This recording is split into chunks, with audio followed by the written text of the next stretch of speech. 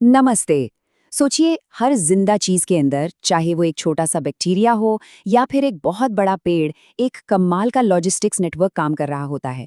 जी हाँ, ये है परिवहन तंत्र, मतलब जीवन का वो सुपर हाईवे जो हर एक कोशिका तक जिंदगी पहुंचाता है। तो चलिए, आज इसी कमाल की सिस्टम की गहराई में उतरते हैं।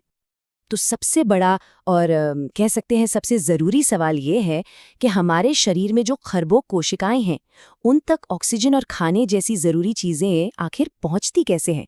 और हाँ, उनका जो कचरा बनता है, वो बाहर कैसे निकलता है? असल में यही वो पहेली है जिसे हर जिंदा चीज़ को सुलझाना पड़ता है। तो देखिए, ये जो परिवहन तंत्र है ना, ये किसी शानदार डिलीवरी सर्विस जैसा है। इसका काम क्या है? ऑक्सीजन, पानी और जरूरी न्यूट्रिएंट्स को हर एक सेल तक पहुंचाना। और सिर्फ इतना ही नहीं, ये वापसी में कार्बन डाइऑक्साइड और यूरिया जैसे खतरनाक कचरे को भी उठाकर बाहर फेंकता है। अरे, ये तो हार्मोन्स को भी उनकी सही जगह पहुंचाता है और हमारे शरीर का तापमान भी कंट्रोल में रखता है। मतलब एक मल्टीटास्कर है ये। तो सवाल उठता है कि सबसे छोटे, सबसे सरल जीवों ने इस डिलीवरी प्रॉब्लम को कैसे सॉल्व किया होगा। आइए देखते हैं। अमीबा जैसे जो सिंगल सेल वाले जीव हैं, वो एक बड़े ही सिंपल से तरीके का इस्तेमाल करते हैं, जिसे कहते हैं विसरण या डिफ्यूजन। इसका मतलब है कि चीजें बस सीधे सेल के बाहरी परत के आर पार चली जाती हैं, ज्यादा वाली जगह से कम वाली जगह की तरफ। सोचिए, कोई पाइपलाइन नहीं, कोई पंप नहीं, बस फिजिक्स का एक बेसिक सा नियम। कितना आसान है। लेकिन हम जैसे बड़े कॉम्प्लेक्स जीवों के लिए ये डिफ्यूजन वाला तरीका किसी काम का नहीं। क्यों? क्योंकि ये बहुत ही ज्यादा धीमा है। हमारी जो अंदर की कोशिकाएं हैं, वो तो बाहरी दुनिया से कितनी दूर हैं। सोचकर देखिए, अगर हम सिर्फ डिफ्यूजन पर निर्भर होते ना, तो फेफड़ों से ऑक्सीजन को पैर के अंगूठे तक पहुंचने में सालों लग जाते। जी हाँ, सालों। जाहिर है, हमें इससे कहीं ज्यादा तेज और एफिशिएंट सिस्टम चाहिए था। अब आते हैं पौधों पर। उनके पास भी एक बड़ा ही कमाल का और बहुत ही असरदार ट्रांसपोर्ट सिस्टम है। एक ऐसा सिस्टम जो उन्हें इतनी ज्यादा ऊंचाइयों तक बढ़ने में मदद करता है। तो पौधों में ना दो मेन पाइपलाइन होती हैं। पहली है जाइलम। इसका काम है पानी और मिनरल्स को जड़ों से खींचकर ऊपर पत्तियों तक ले जाना। ये समझिए कि ये एक वन वे सड़क है, सिर्फ ऊपर की तरफ। और दूसरी पाइपलाइन है फ्लोएम।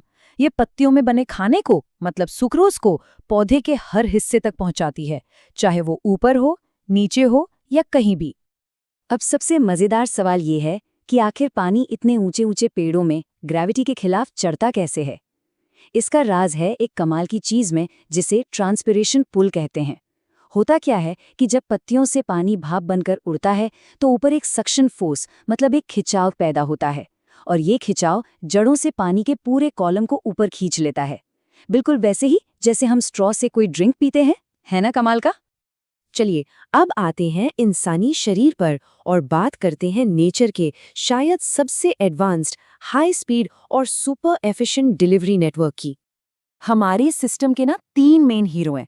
पहला हमारा दिल, जो कि एक नॉन स्टॉप पंप है। दूसरा है खून, वो लिक्विड जो सारा सामान लेकर घूमता है। और तीसरा हमारी खून की नसें या ब्लड वेसल्स, वो हाईवे और सड़कें जो शरीर के कोने कोने तक जाती हैं। और ये तीनों मिलकर एक जबरदस्त टीम की तरह काम करते हैं। अब अगर खून को थोड़ा करीब से देखें तो ये ज्यादातर लिक्विड ही है। लगभग 55% हिस्सा तो प्लाज्मा होता है, एक हल्का पीला सा लिक्विड। और बाकी का जो 45% है, उसमें होती हैं अलग अलग तरह की कोशिकाएं। खून में मौजूद ये कोशिकाएं ही तो असली सुपर टीम है। सबसे पहले रेड ब्लड सेल्स या लाल रक्त कोशिकाएं। एक छोटी सी बूंद में ही इनकी गिनती लाखों में होती है, और ये हीमोग्लोबिन की मदद से ऑक्सीजन की डिलीवरी करती हैं। फिर आती हैं व्हाइट ब्लड सेल्स। ये हमारे शरीर के सोल्जर हैं जो इन्फेक्शन से लड़ते हैं। और आखिर में है प्लेटलेट्स, जो चोट लगने पर फौरन खून को जमाने का काम करते हैं ताकि ज्यादा खून न बहे। और इस पूरे सिस्टम का हेडक्वार्टर वो है हमारा दिल। ये 4 चेम्बर वाला एक ऐसा पावर हाउस है जो असल में 2 पंप एक साथ चला रहा है। और पता है, ये दिन में करीब करीब 1 लाख बार धड़कता है, बिना थके, बिना रुके, पूरी जिंदगी। हमारे शरीर में एक बहुत ही एफिशिएंट सिस्टम है जिसे डबल सर्कुलेशन कहते हैं। इसका सीधा सा मतलब है कि खून हर चक्कर में दिल से 2 बार गुजरता है। कैसे?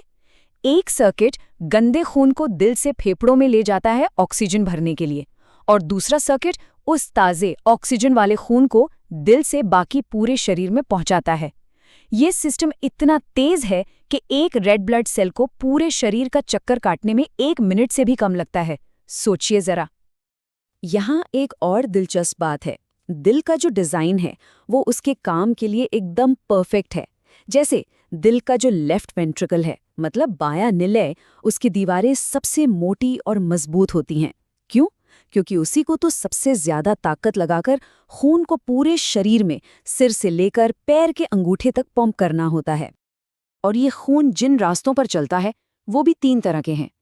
पहली है धमनियां यानी आर्टरीज। ये समझिए कि मेन हाईवे हैं जो खून को दिल से दूर ले जाते हैं।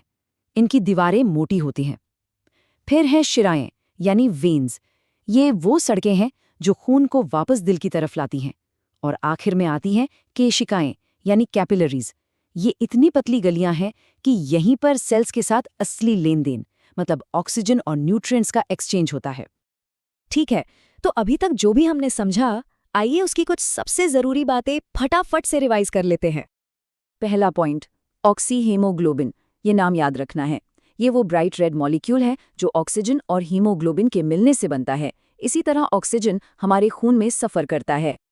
और वो जो दिल की धड़कन की आवाज़ है ना, लब डब, वो क्या है? वो असल में हमारे दिल के वाल्व्स के खुलने और बंद होने की आवाज़ है। एक तरह का मैकेनिकल साउंड जो बताता है कि पंप बढ़िया चल रहा है। अब जरा ब्लड प्रेशर को देखिए। ये धमनियों यानी आर्टरीज में सबसे ज्यादा होता है, क्योंकि दिल जोर से खून पंप करता है। फिर जैसे जैसे खून आगे बढ़ता है, कैपिलरीज और वेन्स तक पहुंचते पहुंचते ये प्रेशर कम होता जाता है।